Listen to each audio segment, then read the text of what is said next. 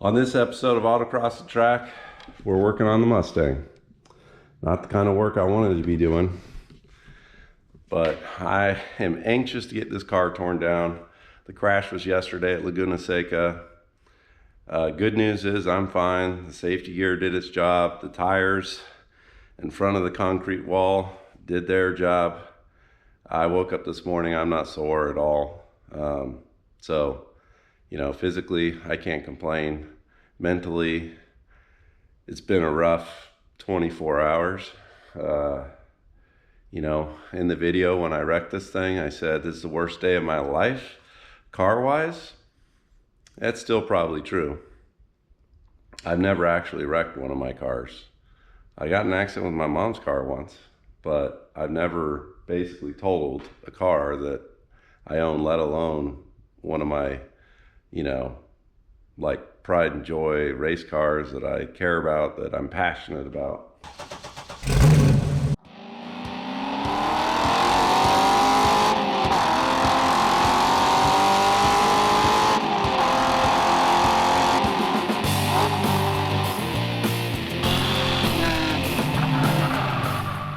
Okay, let me interrupt this video real quick to apologize for everybody, for the confusion around the timing of the crash, how many times I crashed the car, etc. So stay tuned to the end of the Mustang rebuild video, and I will go through the timeline and explain a little bit more why it feels disjointed and confusing to people. I will give you guys a quick walk around just in case you didn't watch the video of going to Laguna Seca, but go watch that video if you want. You can see the car hit here first into the tire wall at an angle. The car was sliding this way. If this is the front, if my, I don't want to describe this. Fingers are in front of the car, it was sliding this way, hit the wall like this, slammed to the back. So this rear quarter is pretty much destroyed.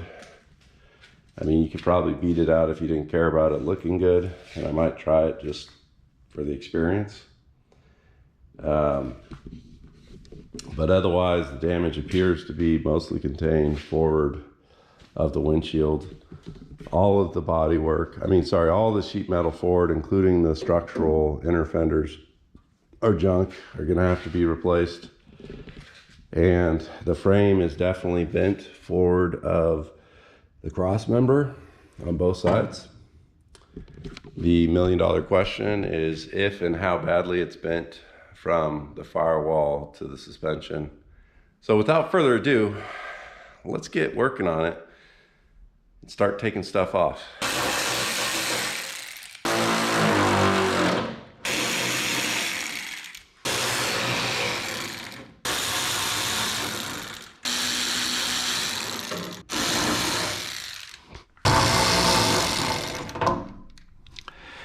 Fenders will make some amazing wall art for the garage if I had the space for it.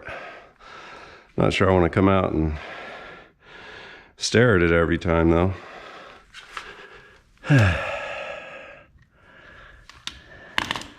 Be fun getting that one off. Reality is I've never taken a Mustang apart before, so I got to figure out what I'm doing. But let's cut to the time lapse.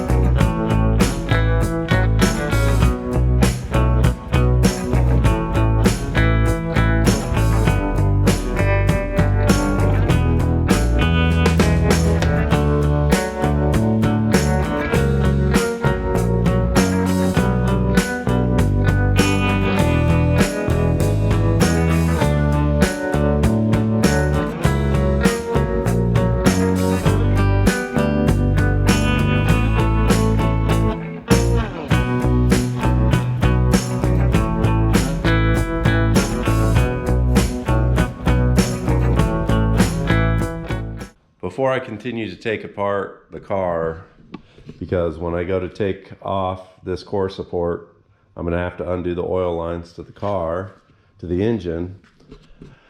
I went ahead and already removed the power steering belt here, and I'm gonna see if the engine still runs and makes any weird noises. Quite a few people ask me if the engine's hurt. The answer, I think, is no. I don't think so. I do think I hit the wall with the clutch out, and you know, basically the car was still in gear, so it would have been dragging the tires at that point. But I don't remember actually if I pushed in the clutch or not. Anyways, I think everything's clear to be able to see if the car will start and just run it for a moment. Now I can actually open the driver's door, that fender's out of the way, which is nice. All right.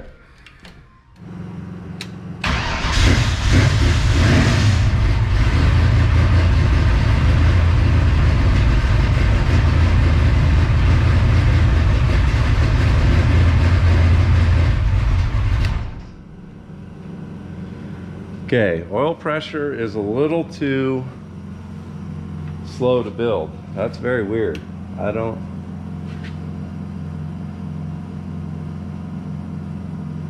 Now it's super slow falling.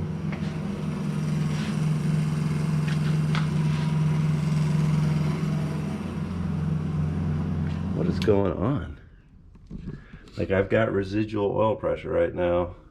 So maybe the mechanical line is, no, it's totally free. There's plenty of play in it.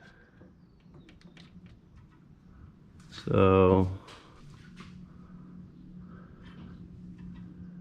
no lines kinked there. This line, I guess, is a little kinked here to the cooler. So yeah, gonna have to fix that before we try and run it. Take 3. Wires out of the way, but now that the core support's not smashed in, this line is no longer kinked. I think that was why oil pressure was not totally happy. So let's see if we're charged on the accumulator. Let's see if it fires this time. I'll turn the car on. There it goes. We got oil.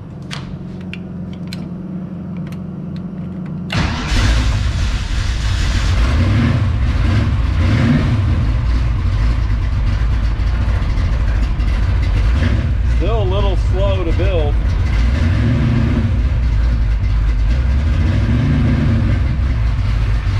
But it's running.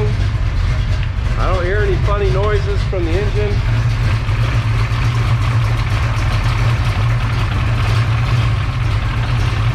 So, one less thing to worry about.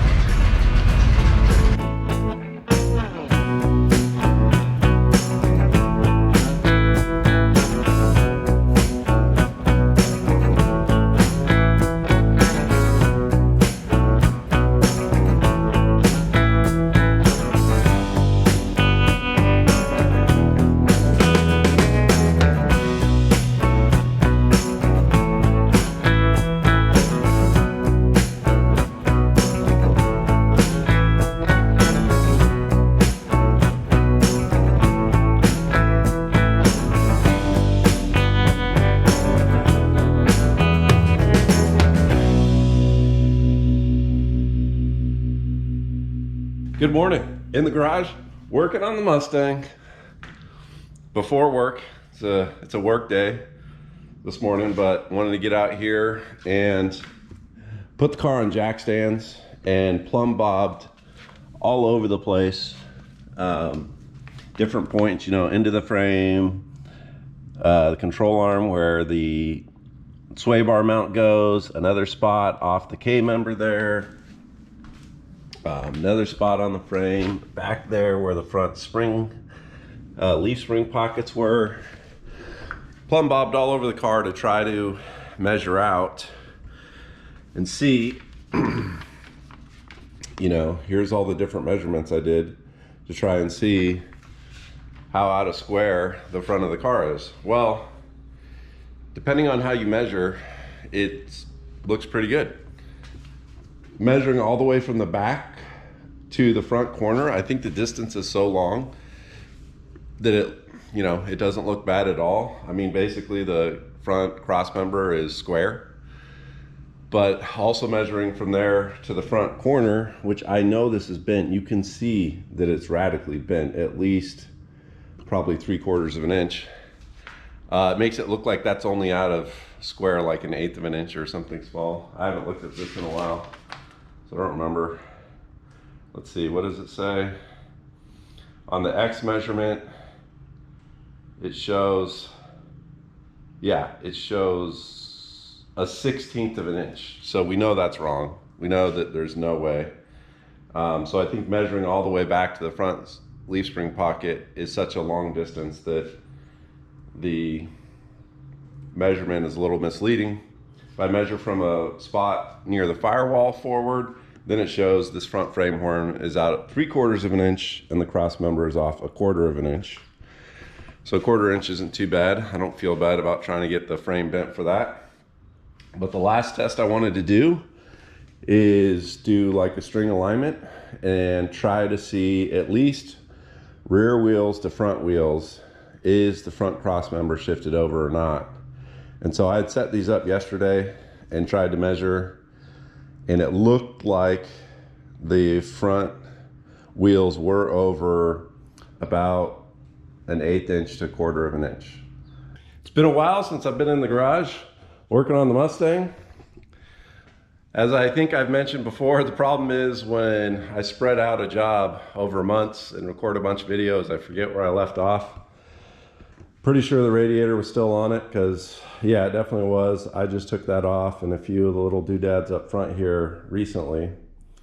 Today's project is getting the inner fender wells off. So I think what I'm gonna do, just in case, you know, for whatever reason I wanna run a hinge hood or something, is I'm gonna cut right here and leave this little stub of inner fender well on both sides. So we'll cut from the opening across here, sawzall that, and then because these have been replaced before, there's a couple of little stitch welds here. I think if we cut those and right down here at the end, then I think the front of these will just come right off that way. And then the VIN number here, we'll just have to cut that off and weld that on at a later date. Let's get to it. First up, sawzall time. Should be well clear of the tire.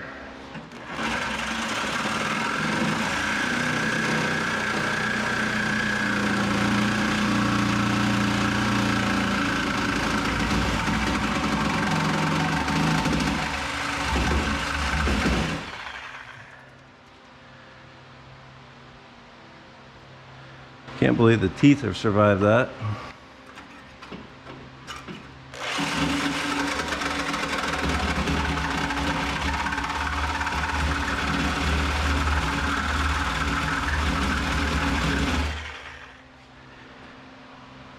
Guess we'll finish that off with the grinder. All right, here goes nothing.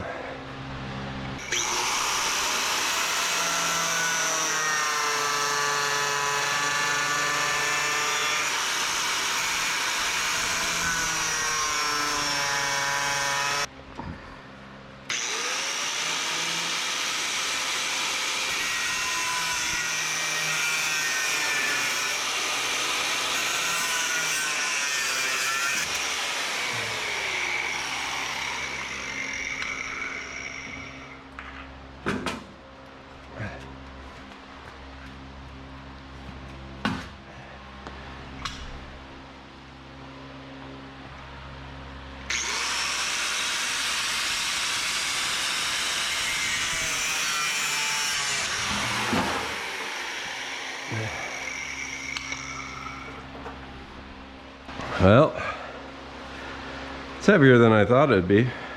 Definitely a few pounds. Into the scrap pile. All right, you're next. You're done. All right, same deal on this one. Looks like it's already been repaired in that spot once. Interesting.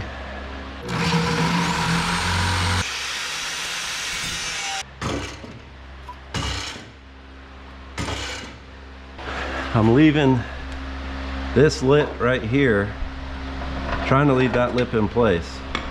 And I assume that's from the original apron. This car's been wrecked so many times, so people that want to say, what are you doing cutting out the shock towers on this car or other stuff, and it was messed up long before I got it.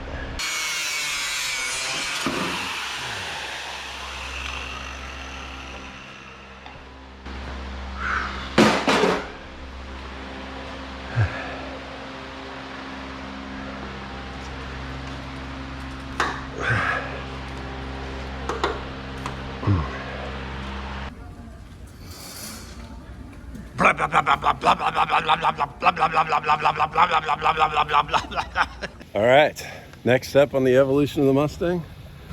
We're at Grand Collision Center.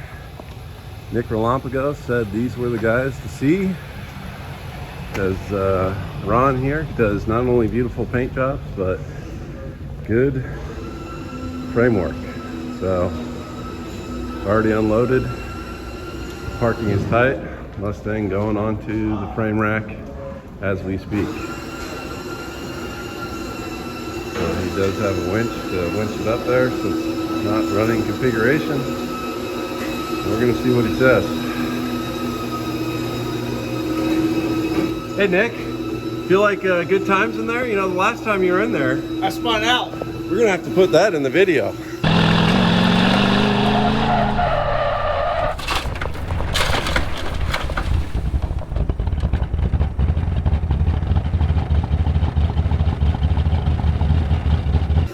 I might have to spin out again. Well, the clutch works a little better with the clutch stop, so yeah. All right, good times.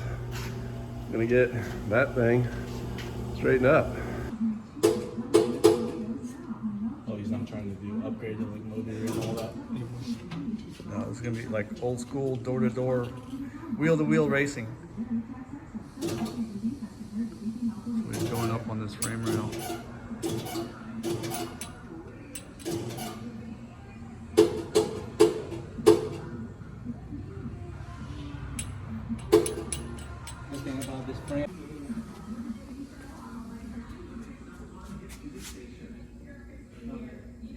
Parking, well, there is no such thing at the Grand Collision place, so I had to get in and out quick to pick the car up. It's on the trailer behind us, but the car is done. They finished this car in one day at Grand Collision.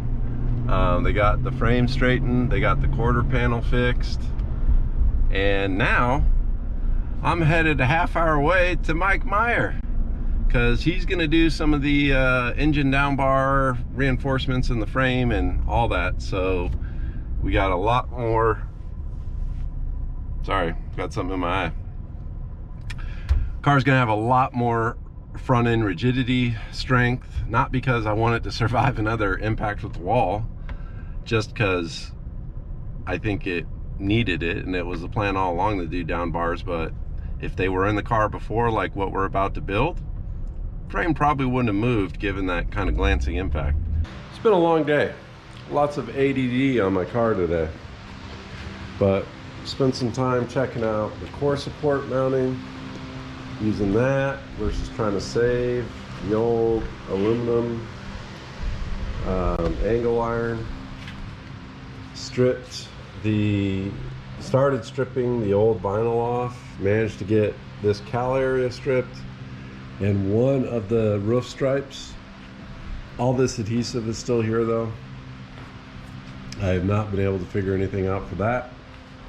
Removed the wing mounts to be able to strip the trunk at some point, and did some grinding on the hood for fiberglass work.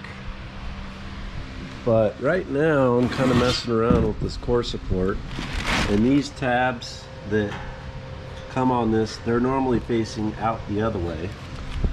But unlike a stock Mustang, which is a U-channel here, this is fully boxed in.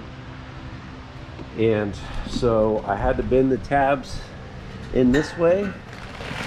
And then now I've got to grind off these edges, which I just realized it's too late to do that tonight. I came out in the garage thinking I would work on this some more, but I've got to get rid of this, and it's too late to make that much noise. So gonna grind that off in the morning, and my plan is to bolt it in here. Maybe I will add some reinforcements because it's pretty flimsy. Now when the fenders are laid on it, it should help, but we'll see. We'll play with it in the morning. Next morning, back in the garage. I've already started taping off to be able to paint the down bars here. And yeah, I might be jumping the gun a little bit, just because this side I'm probably gonna have to run some brackets off the bar, maybe this side too. But I just want to get, while everything's open, before I start playing with the core support, which I need the core support in to know what I'm gonna do bracket wise. I want to at least try and get back in here underneath, all that good stuff. As you can, I'm using the same color as this firewall, so I'm not worrying too much about overspray since it's already happened before. Let's get painting.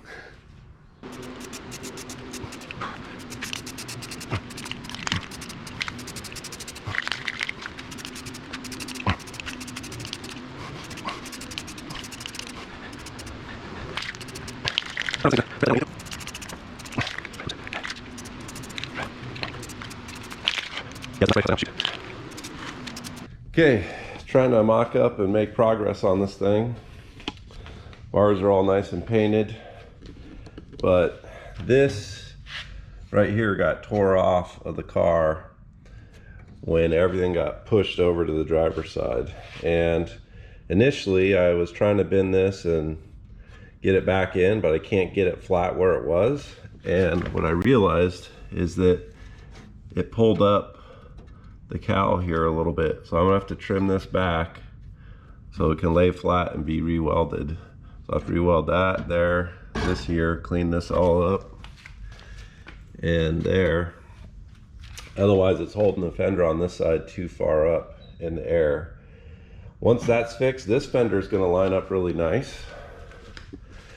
This fender is not lining up so nice. It's like the frame is too high in this front corner now, because, see if I can get an angle on camera. You can see the door gap is pinched at top and super wide on the bottom. So the front of that fender is too high.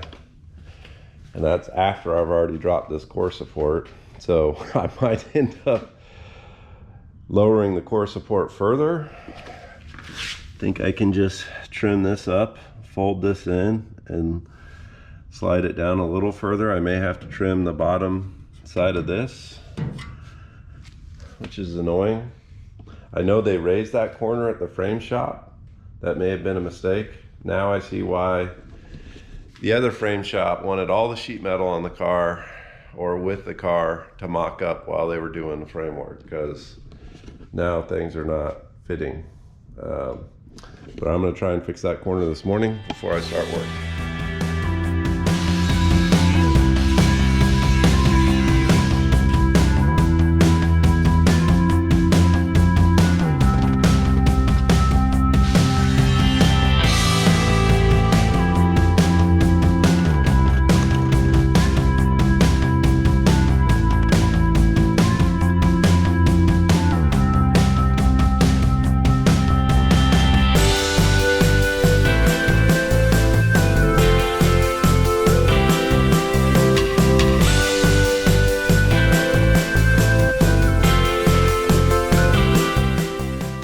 In the garage, working on the Mustang, and Wanted to see aftermarket sheet metal versus what I believe to be original sheet metal with a ton of Bondo. So this fender, according to scale, is 19 pounds.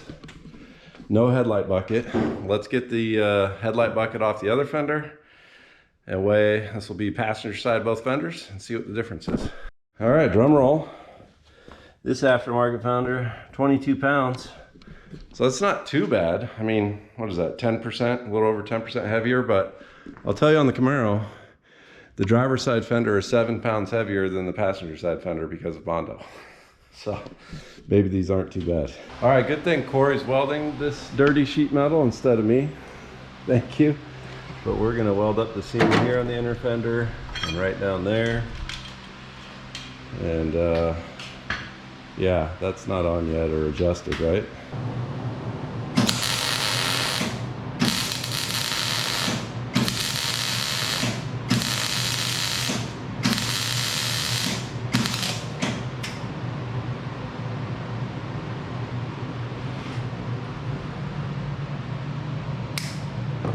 Pull any holes yet? Looks like it might have been a small one.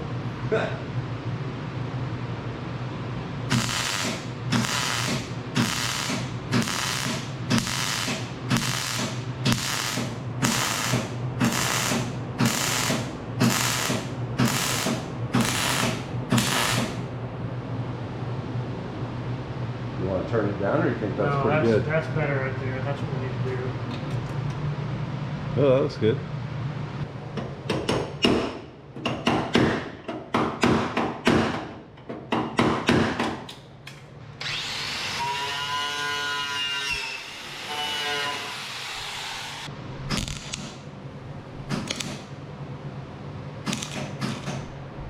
Status update on the Mustang. Thought we had mounted the fenders for the last time.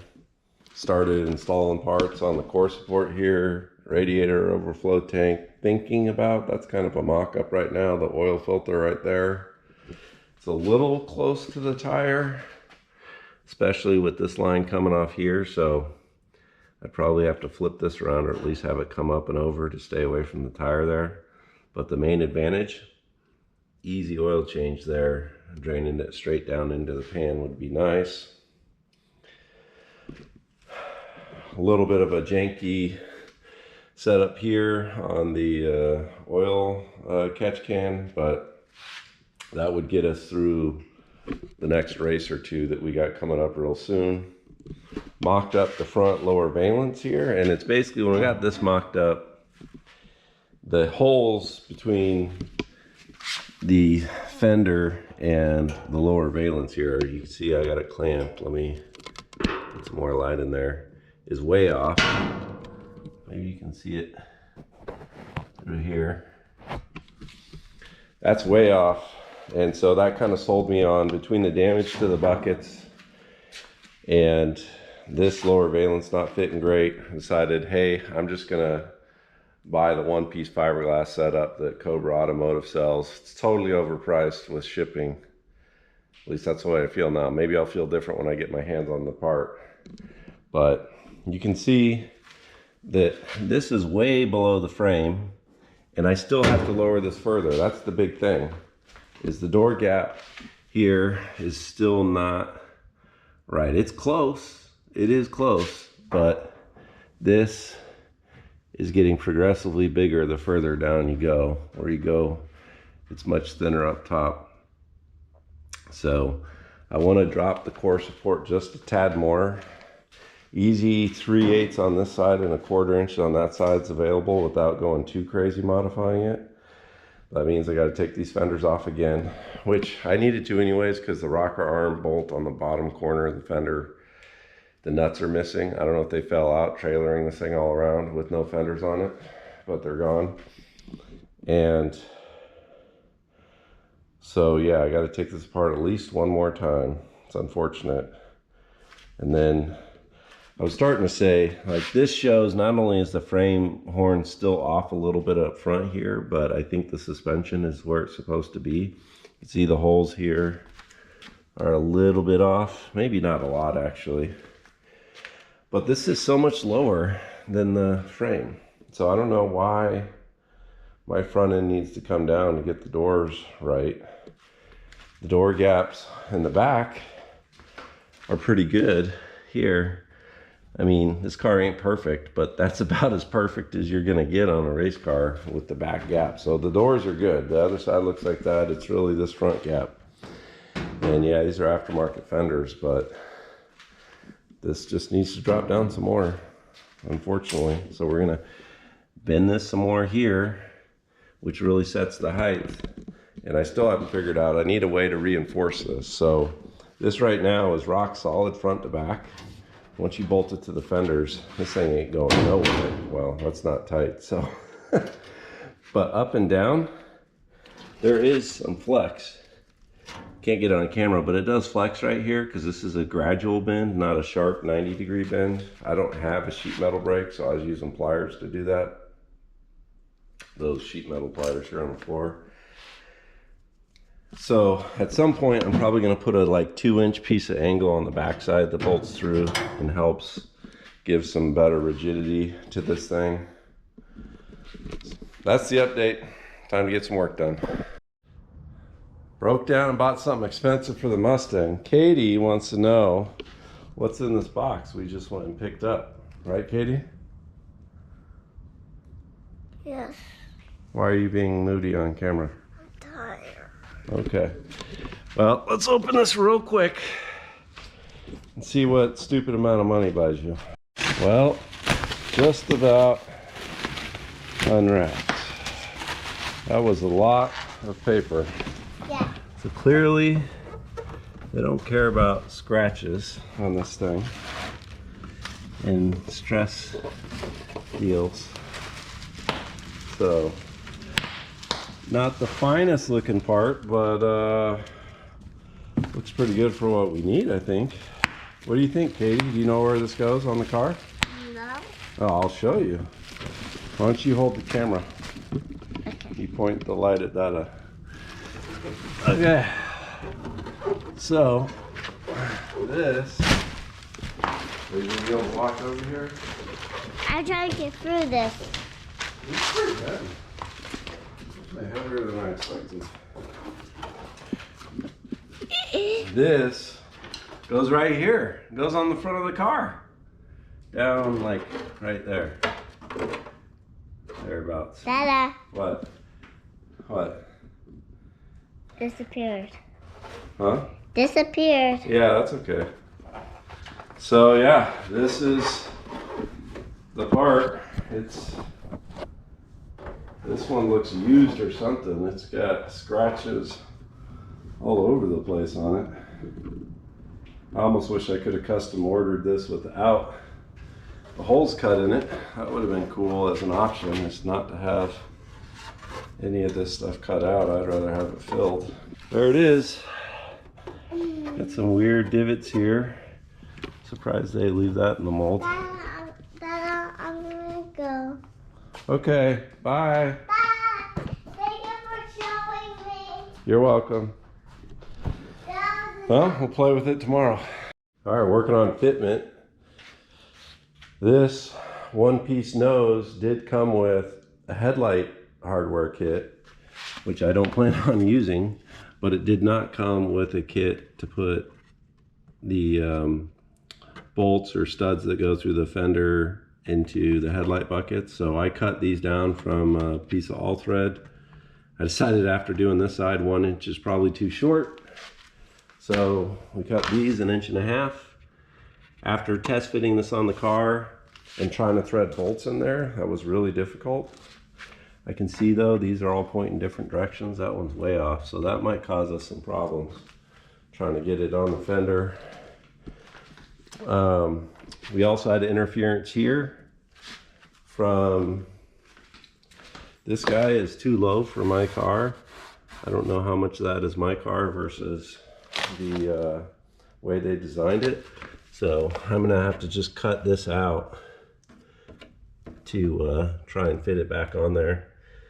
And yeah, so I'm gonna cut that out and then see if I can find some other of these body nuts. And oh yeah, that's right, I I got to trim this side, I think, a little bit. They left this so wide here that body nut may not fit. I might be able to get it from the top. Let's get it done. All right, this might take 3 or 4.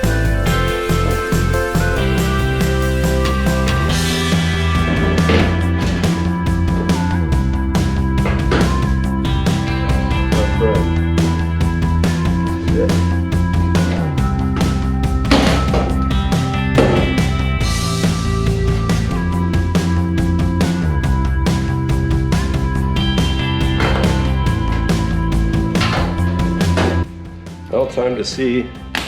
This is gonna, oh, well, that's better. That is rough though, folks. This is how it came out of the package, out of the mold. You know, just peeled away some of the gel coat there. It's not a perfectly straight edge here, so it's a little further there, but race car, and to be honest, one of these, I can't remember which side, originally wasn't, it had a weird gap, so it's okay. Let's try the other side. Yeah, so the bottom corner of the headlight bucket, the mounting boss is that far away from the fender, so my 1.5" stud is still not long enough for that side.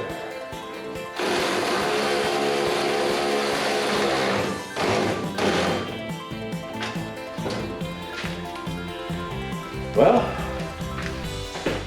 sweaty mess, but there is a front end on this car. So the last Mustang video I put on YouTube was crashing the car. That footage is old. It's 2 years old at this point that I crashed this car.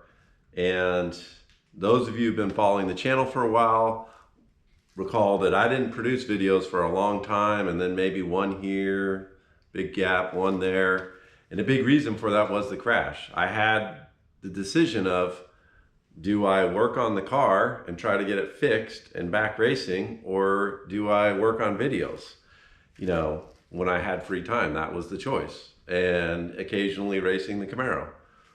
Well, with that kind of choice, it's pretty easy to see why the videos took back seat. But I think I still recorded some great footage and have some great content to create and produce for you guys. Now, I did share more real-time updates around the crash, around the rebuild, and you know, everything else that's been going on with racing on the AutoXandTrack Instagram account and Facebook page. So that's why it might feel a little disjointed. No, I didn't crash the car 2 times, thankfully. Only the once. Again, apologies for the confusion, but I think that while some of this footage is older, it's great content. I mean, it hurts a little bit to share with the world that I crashed my car. You know, it still stings the ego to be totally transparent. And you know, it's kind of a downer. I feel like the best content is stuff that is happy, ends on a high, things like that. But sometimes good content can also be reality and being transparent.